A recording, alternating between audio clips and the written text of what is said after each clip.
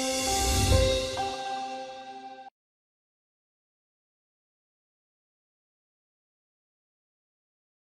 of us know about how from 2001 or so, we got a first great wave of infrastructure investment in India, and that things have really come into a lot of trouble in the last 5-10 years. So in some sense, the defining question of the age is what would we do different to kick off a second wave? And this is very familiar territory for everybody here. I just want to make a classification scheme between difficulties that are within the field of infrastructure, which is about how the government organizes itself in roads and in telecom and so on, and broader difficulties outside the narrow field of infrastructure, which is things like the judiciary and the working of the land market and so on. So there's an array of difficulties which have come together, and they have bedeviled the first wave of infrastructure. And there's a very large amount of investment that is stuck at various stages. Okay, that's a quick description of where we stand, and in this group I don't need to explain any further. Now I want to say this is a really important problem. Okay, now I know everybody talks about it, but I just wish to reiterate, this is a really important problem. There is a very large amount of money that is stuck, that is in some sense capital that is sitting and earning nothing, and India desperately needs those infrastructural services. And if you look at the share of infrastructure investment in GDP, these are large numbers. So $1 trillion, which is the number that everybody seems to think about as the magnitude of infrastructure investment, is a very large sum of money for a $2 trillion economy. So one way or the other, this is a problem that we have to grapple with. This is a problem that we have to solve, and there's no running away from the problem of infrastructure. We've got to find a game plan. We've got to find the energy to come back into this and set up the second wave of investment in the field. I want to emphasize that side by side with the real sector problems of projects that have been partly implemented and which have not gone through, there is a financial sector problem. The people who gave money to these projects are in a fair bit of trouble. We emphasized bank financing. Something like 13 or 15% of the loans of banks are to infrastructure projects, and that's a portfolio that is really not doing well. These are large numbers compared with the equity capital in banking. So this block of assets alone is potentially an explanation of the fragility in banking. And so we have one problem, which is how to fix the banking system, but also as a working approximation, for some time I don't think we can expect that flow of bank credit to finance the second wave of infrastructure. We need to think in different ways. So whatever was done for the first wave is not going to work for the second wave.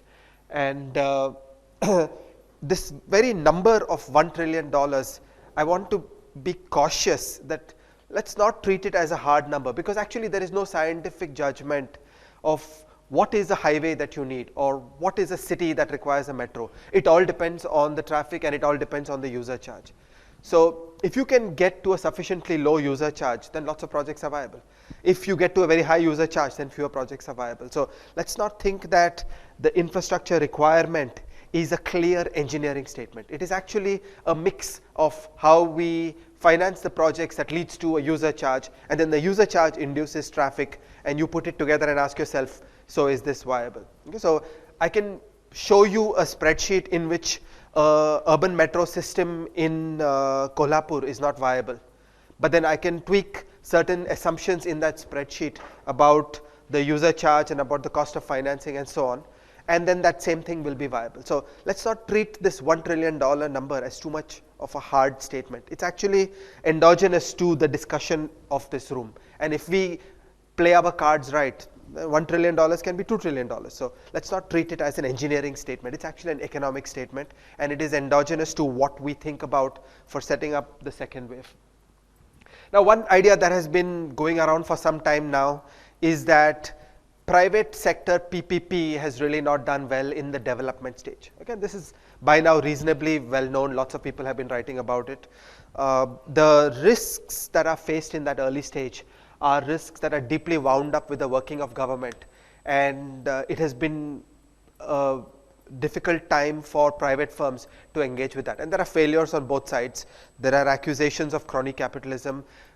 The private firms have not been the best in their behavior, and there are difficulties on the government side. And many people are saying that would we not be better off if the private sector was just taking over assets that are working. So you focus on private investment in operating infrastructure assets.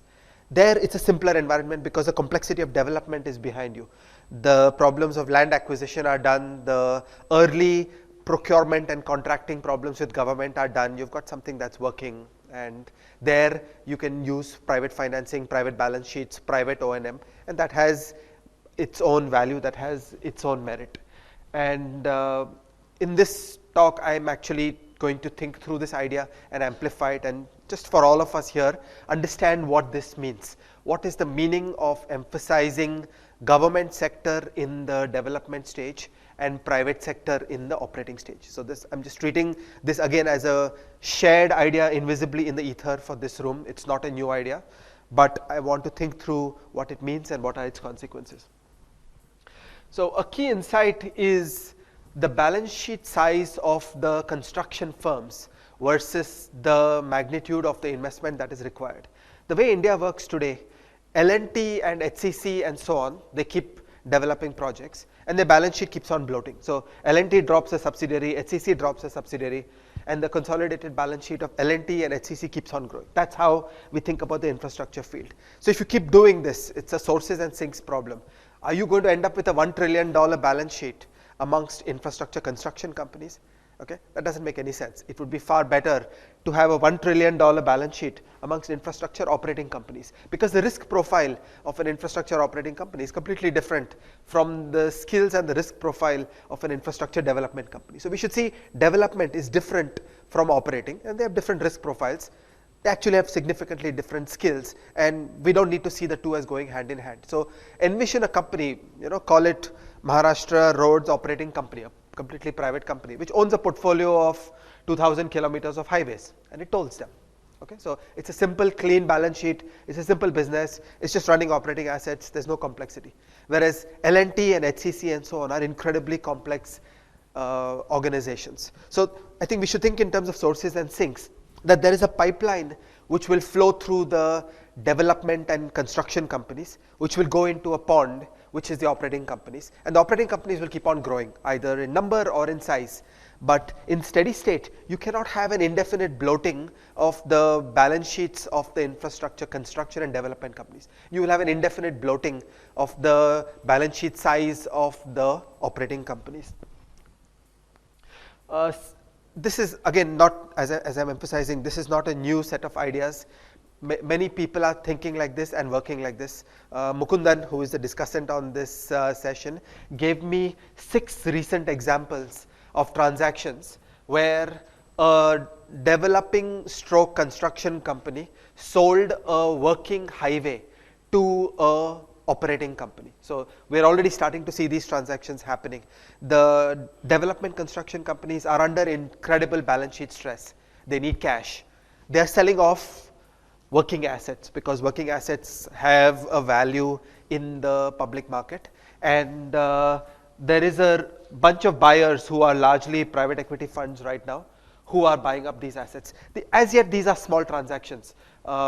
The smallest of them is like 70 crore, the biggest of them is like 520 crore. So these are not very big transactions, but they are an example of the way people are thinking, and that this kind of logic has already started developing some traction in the commercial marketplace. So it's not just a wild idea and a proposal, but it's actually going beyond a concept stage to actual transactions on the ground.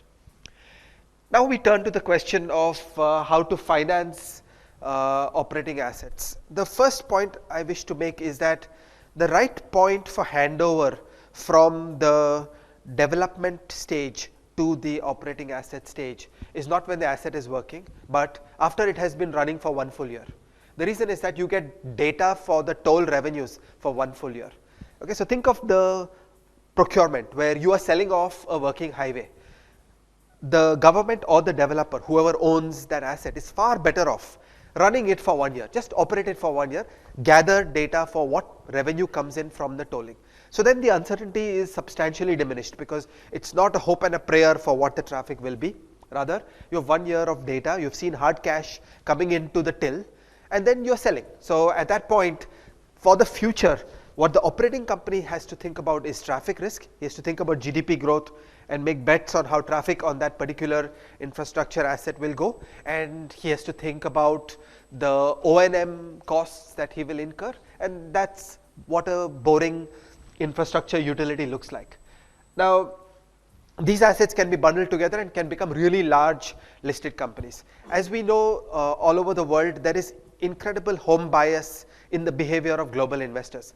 Global investors really stick to a tiny range of very large companies. You need to be a big company. You need to have a large market cap of the corporate bonds and a large market cap of the equity to get global investor interest. So that's where the cost of capital really collapses. You get cheap financing in the public market, not for a 1,000 crore, 2,000 crore asset. We need to think much bigger. So think a $20 billion total assets where there's $10 billion of equity and $10 billion of debt. That kind of company would be instantly accepted anywhere in the world. It would be a listed company, it would be inside Nifty and so on. So this kind of company would get the lowest cost financing of all. And that's the kind of direction that we should think of, that we should aim that one by one operating assets come out into the large utilities which are listed in the public market. And I just want to emphasize that from the viewpoint of corporate finance, a corporate bond issued by an infrastructure company is just a corporate bond. There is no magic about the word infrastructure. It could be a software company, it could be an infrastructure company, it could be a steel company. It's just a corporate bond. So from the viewpoint of thinking about securities markets, capital controls, home buyers, everything, it's just a bond. And all our finance knowledge and all our finance technology applies for a bond issued by an infrastructure operating company. It's no different. There's nothing special about the field of infrastructure financing once you get to a bond issued by an operating company. Now I want to emphasize foreign investment. There is no way you can do $1 trillion within 5 to 10 years within the domestic economy. We're going to need very large foreign capital flows. We need to get over our fears of large current account deficits. The only way we can square this circle is to have extremely large foreign capital inflows, because that is the only way to make the arithmetic work. Again, many people in this room would have worked the back of envelope, that if you look at domestic banking system, domestic institutional investors, the size of the flows that are available in the domestic market, they're just not there. So it's very important to think of the shares and the bonds issued by these operating companies as emerging into the global landscape. Already Indian equities are an asset class that is well known and well recognized by global investors. Indian public equity is well established as an asset class that is known to all important global equity investors. In similar fashion, our aim should be to get Indian corporate bonds accepted and established inside the investment universe of global investors, and there's basically infinite money available in the hands of the global investment community as long as we are able to step up to the environment that they are used to. Now, how do you get to lower user charges? I want us to emphasize that the user charges are themselves endogenous to the cost of capital. So one level of thinking about the raw material that makes a highway is it is cement and steel. But actually the raw material that dominates the financing structure and the ultimate user charge is capital. So think of capital as the raw material that makes the highway, and depending on different financing structures, I will get to different user charges. So the elementary intuition, you buy a house and you're going to pay over 10 years versus you buy a house and you're going to pay over 30 years. Okay, the EMI comes down. So the required user charge on the same highway will come down if you are able to do long-term bond issuance. So if you're able to elongate the maturity structure of the debt, then the user charge comes down. And as I emphasized a moment ago, what is a viable infrastructure asset is itself endogenous to the user charge. So we should think of capital as a raw material, and everything we can do in the policy environment to drive down that cost of capital actually changes the class of viable infrastructure assets. It changes the scale of investment. It changes that 1 trillion number. So there's nothing magic, there's nothing sacred about that 1 trillion number. It is not an engineering judgment, it is an economic judgment. And that comes out of exactly one thing, cost of capital. So the question is, how do you get down the cost of capital? And in short, it is about risk.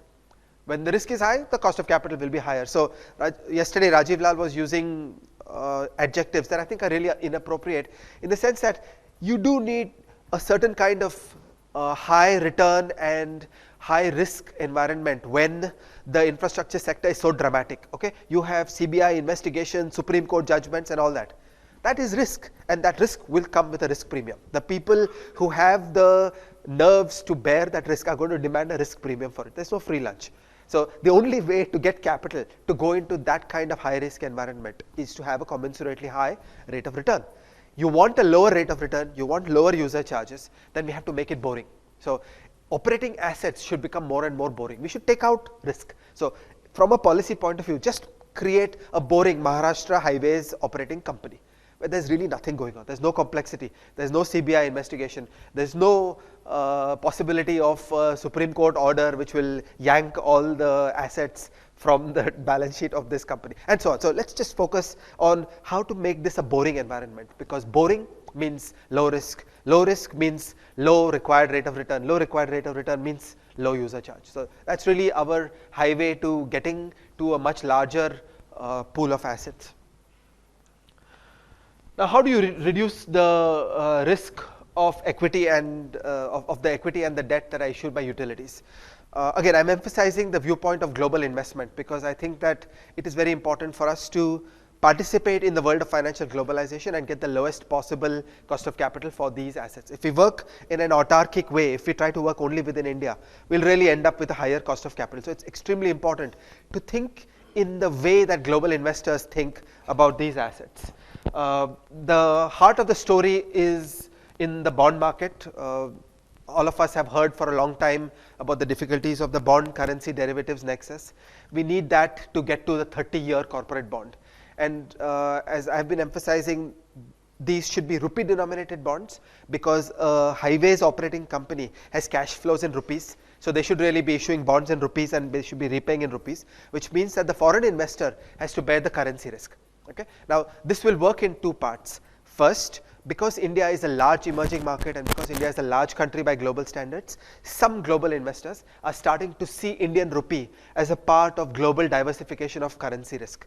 Okay? So some global investors are starting to say, I don't need to hedge 100% rupee exposure.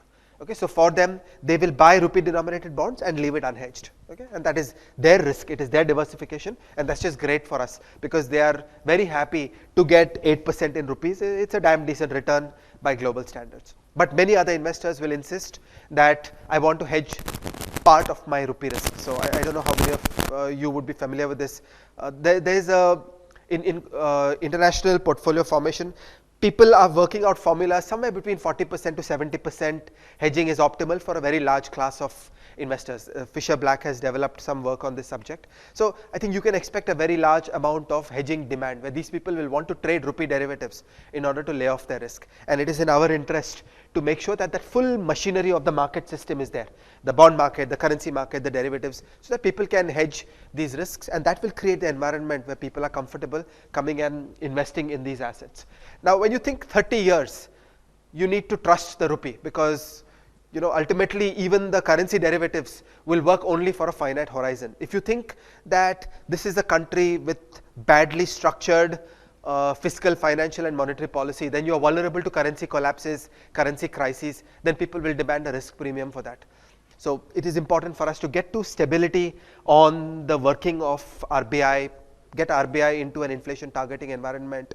So you really rule out the kind of drama of emerging market crises. For example, what we saw in 2013 as the rupee crisis was really a reminder that we don't have a properly structured central bank, we don't have a properly structured macro policy arrangement. So we will go through these hiccups from time to time. It is important for us to finish these reforms and really turn it boring. That year after year after year, this should be a country where things just work in a predictable way and there should be less drama. And so we need to get up to the orthodoxy, the floating exchange rate, inflation targeting, modern financial regulation, remove capital controls, remove financial repression. All this orthodoxy is the pathway to creating a boring environment on the currency market, on the bond market, on the equity market, on the international capital flows. And that is what will give you a lower cost of capital. That is what will give us lower user charges. So I just want to discuss the role of the state. Yesterday Abhijit made a distinction between the state as owner versus the state as regulator. So drawing on that, I wish to suggest that in the beginning we want, under this way of thinking, we want to think of the state as a venture capitalist and then an owner and a developer. Okay, so in the early stages, if you want to emphasize the role of state, then you're thinking that there will be many projects where the state is the VC, the owner, the developer, and he's giving EPC contracts to private firms. Okay, so that's a build stage where the government is playing a very big role in the working of these projects. Then you come to the second stage, which I'm calling prove, where the asset is working, the state is the infrastructure operator and the regulator. So there's a working asset and there is a regulator, and the state and the regulator are working together, and as I'm saying, for at least 1 year, run the asset, obtain tolls, and prove that this thing is working, and prove what cash is going to come into the till. So everybody gains confidence that this thing is a working asset. So think of this like a proofing tray for the asset, and for 1 year it has to sit there and rise.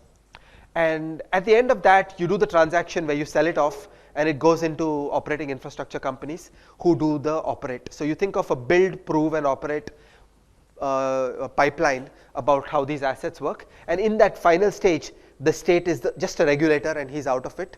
These infrastructure companies are getting debt and equity from public markets, where vast amounts of money are coming in from domestic and foreign investors. So I think that's a nice way to think about the working of this sector, that the state is a bit of a venture capitalist in the early stage. Once the project is working, he sells it off. Now that has many implications. What will this approach do to the present logjam?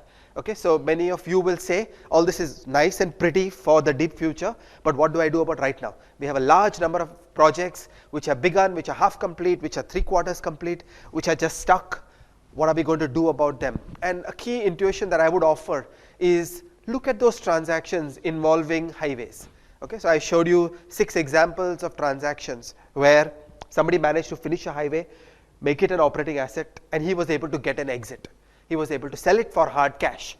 Okay, he was able to get 70 crore, 500 crore, whatever. He was able to get hard cash by selling an operating asset. That is an incredible incentive.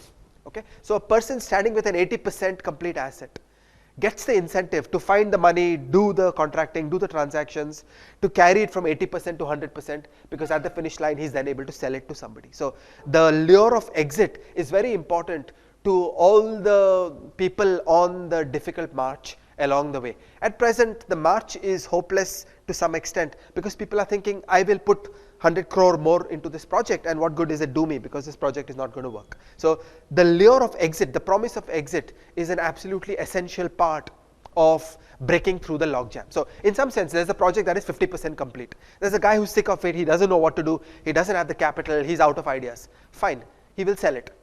But why will somebody buy it? Somebody will buy it because he sees that, okay, I'll put in all this effort, I'll carry it from 50% to 100%, and I will get an exit. So the prospect of exit is absolutely central to the energy that will go into resolving the logjam. Okay? Otherwise, the private sector is not going to fight as much to carry projects for the existing stock of stalled projects. Now, where is the money going to come for government to be VC?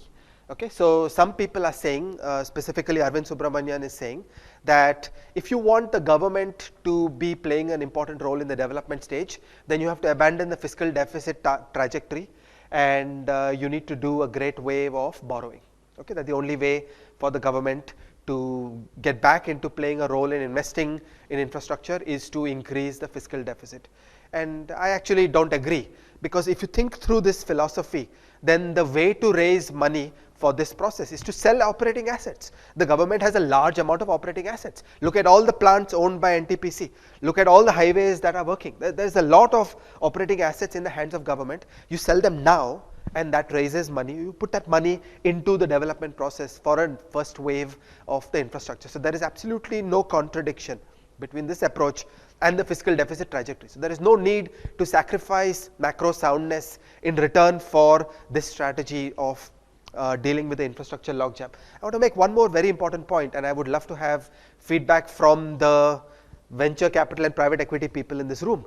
If the government is a VC and is able to carry a highway from 0 to operating asset in 5 years, then the government is going to get a price to book of 2. I'm just making up a number, and I would love to have feedback about whether this makes sense. So actually in steady state, this works very well, that the government would kick this process off by doing a lot of selling of existing operating assets. Then one by one, as the new highways and the new electricity generation plants turn into operating assets and the government sells them, the government will score a 2x return on those projects. So actually, from a public finance point of view, this is all very doable in steady state.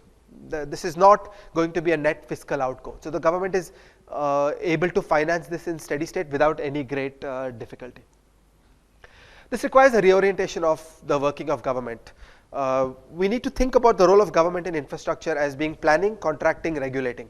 The clear separation of regulating and the privatization of government assets in infrastructure is important to give the private sector a level playing field and confidence. Again, if we don't give the private sector a level playing field against the public sector, and if we don't give the private sector the confidence that there is a technically sound and trustworthy regulator, then that will drive up the cost of capital. So everything has a price.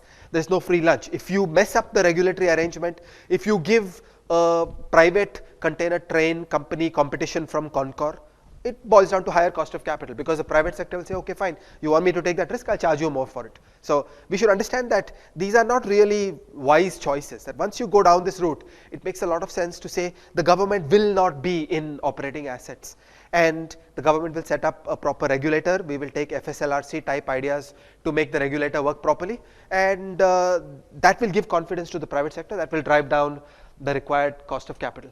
On the planning and contracting, we have one great role model, that is NHAI. Okay, so a government agency was set up with the leadership of Mr. Khanduri. It was able to do a design of what kind of highway system should be there, and it was able to give out contracts. Now, I worry a little that let's not be too sectoral about it, because what is happening in the present sectoral arrangement of ministries is many interlinkages are going badly. Okay, so when you build a port, you want a highway, you want a railway line, this needs to be seen in a more coordinated way. So the planning function really should come together. You should probably have one group doing planning of transportation, one group doing planning of energy. So I think the existing ministry structure is a pretty bad one. So I think we should just do a planning organization for transportation, a planning organization for energy, then a energy regulator and a transportation regulator, and then get out of government doing any operating assets. So I just want to emphasize that let's think in terms of these first principles ways, and let's get our foundations right. What happens too often in India is that we have mistakes in the foundations, and then we want to pour some pixie dust which will somehow overcome those problems. So we think of things like starting a specialized infrastructure finance company. Now, I just think that's a cop-out. You don't need a specialized infrastructure finance company. Did we have a specialized software financing company? No. The public markets will do that. The financial system exists to make money. If you have the basic financial and economic framework correctly, then Goldman Sachs will invest in these assets. You don't need to create specialized financial intermediaries. You need to fix the problems of the sector. You need to fix the foundations. Similarly, we should not be doing tax exemptions.